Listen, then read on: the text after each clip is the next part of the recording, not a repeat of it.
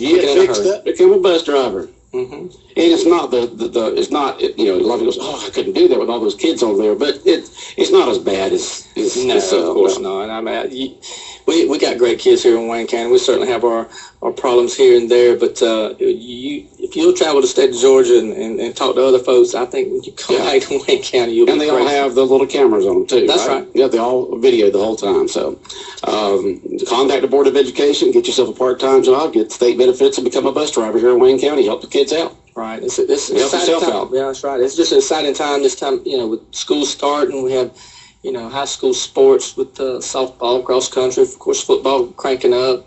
Walked out to the band practice the other day. It was like we had about 200 in band. I don't know where all these a bunch of them. Isn't that great? I'm looking forward to in talking to Mr. Wine, it sounds like they're going to be louder than they've ever been this year. So I'm looking forward to Friday night. Well, it's really going to be loud for the folks on the home side because we're so used to them playing away from us. Now they're going to be playing straight down the field there in their new stands. When you're talking to someone that has exactly zero talent or, you know, when it comes to music, but I understand that, you know, the sound is supposed to be a lot better and a lot louder. So for our home fans with the move to that end zone, so I think it's going to be good. And of course, you know, the track, I believe the track repairs are supposed to start today. So I think that's really going to be nice for us by the first.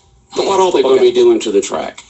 Well, I mean, you got to fill in the cracks and get that base right and that sort of thing. But they're putting a new surface on top of it. And it is a rubberized type surface. It's not the state of the art, but I think it's going to be something we can be proud of and be good for our kids. And come spring when it's track season, and of course, it's still going to be open to the public. And I think, you know, it's going to be something we can be proud of. And that was a question. Will it still be open to the public once the service is done? Folks can go out there and walk and jog around the track. That's always been part of the discussion. That's kind of our culture here. And you know, a lot of folks like walking out every morning. And I think that's, you know, this is tax dollars at work, and that's something we're going to continue to do. Okay.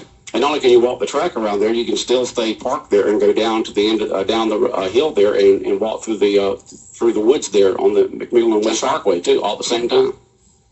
Is the plan to have track meets there this year, though, until they get to the new track field? Is that the plan? We have, of course, that'll be up to the track coach, and I'm not sure who that is this year, but it's going to be a fully functioning track. Now, we won't be able to host region meets because we are just doing 6 lanes, but we are in discussions as far as trying to find a better place to hold the field events. You know, with the demo of the old high school, we have a lot of space over there. People don't realize, and so we're looking at maybe trying to develop something there to get these field events and the appropriate space to have there. So we should be able to host a home track meet if we so choose. That was going to be a question I had. You know, you do have that all that open area there where the old high school, most of it was torn down. Are there any plans for that area? Right now, just, you know, it's additional parking for football games, baseball games, that sort of thing. And that, like I said, I'm going to map that out and see if we can make sure we got a good, you know, discus area, shot put, a long jump, you know, put some stands over there where we can have some field events, maybe host a home meet. Yeah, it's always fun watching those field events, and those big guys get out there and throwing that shot put. I can barely get past my toes, and they throw it way out there. Right. The county's taking over the pool project, but the vision for the school still is the big track. You know, track still remains the number one. You know, when they do build the state-of-the-art track, any plans where it's going to be? Are they going to put it up by the practice facility with the new school? Yeah, where's the plan? Yeah, I don't know that we've had a definite plan, but we've talked about both things. We talked about going across the street, but I think the latest discussions have been keeping it on this side of the road and putting it right there on our current practice fields, you know, and mapping it out where we, you know. But it won't take away from the practice fields, though. Right. And that's going to be still have plenty of room for football practice, right? You know, in my opinion, we're still in need of another practice field. There's a little bit too much traffic because we, you know, practice soccer there too, and what you get into once grass stops growing, it stops growing, so and then you wear it out, and so when you start getting down to the dirt, there's just a lot of traffic. It's pretty tough for our maintenance folks to maintain it. They only do so much. They're good, but they're very good. They're very good, but you can't perform miracles. That's right. I mean, grass is gone, it's gone, right?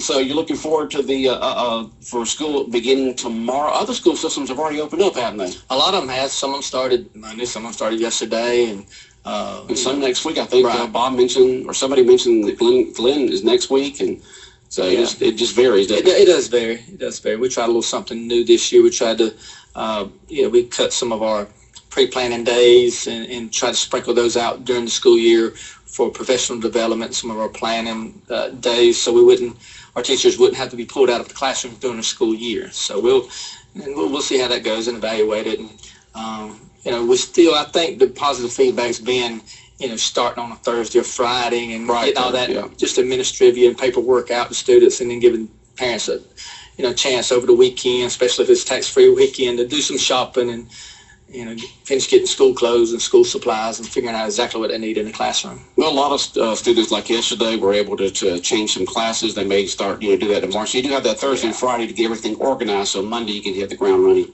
Right. And any new rule changes or regulations or anything this year that folks need to be aware of, or is it pretty much normal as usual? Not a lot of changes. There's some changes in the state of Georgia with education. But as far as our students, everything's pretty much the same. I'll just ask everybody to be patient, and I appreciate the hires and our police department, sheriff's office. Keep an eye and promoting and telling everybody to be safe. Slow down.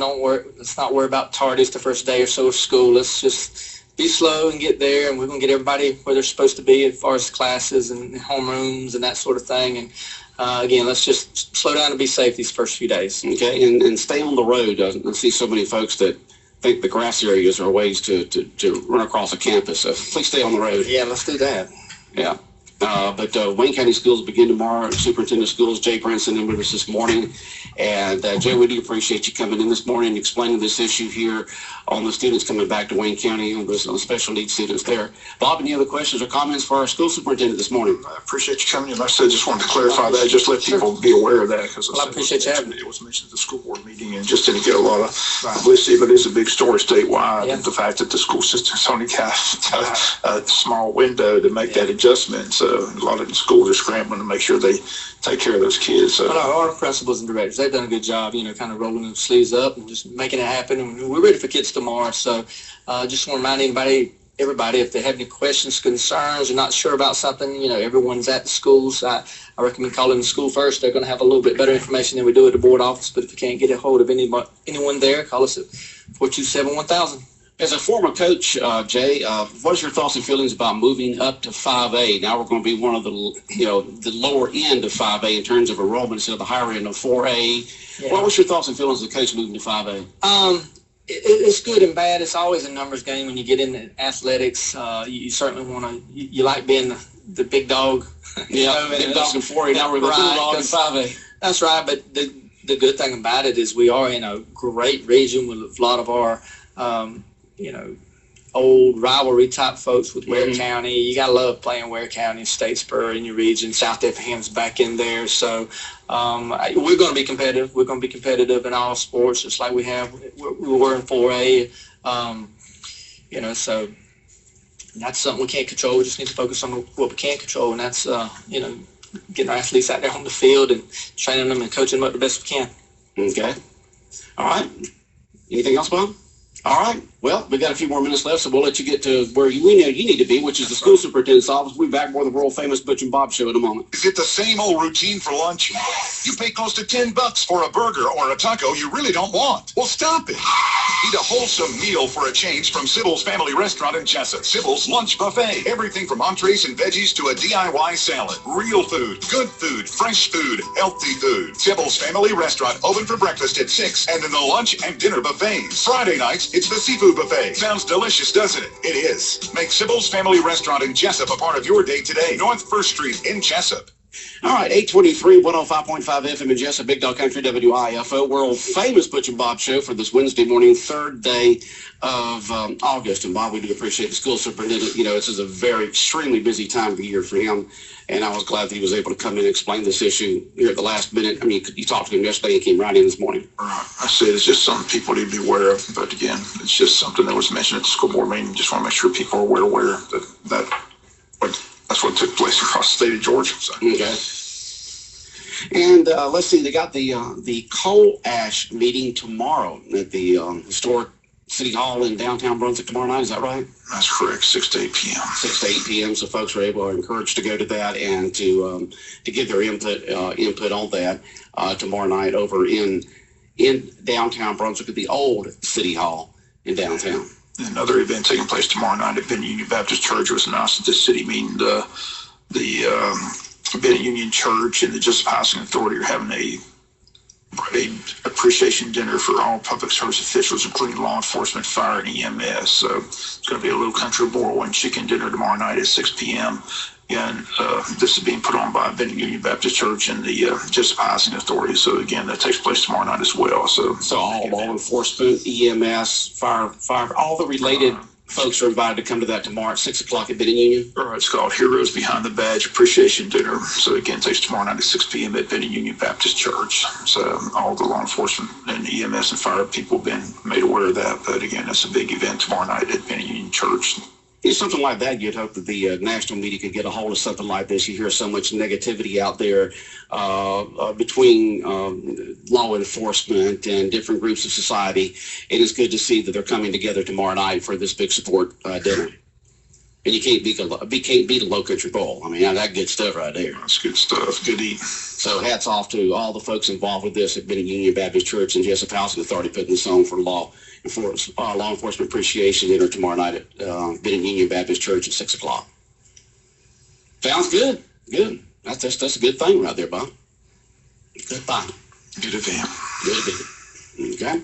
Well, you have the city council meeting. Anything come out of that? We're going to solar power now, huh?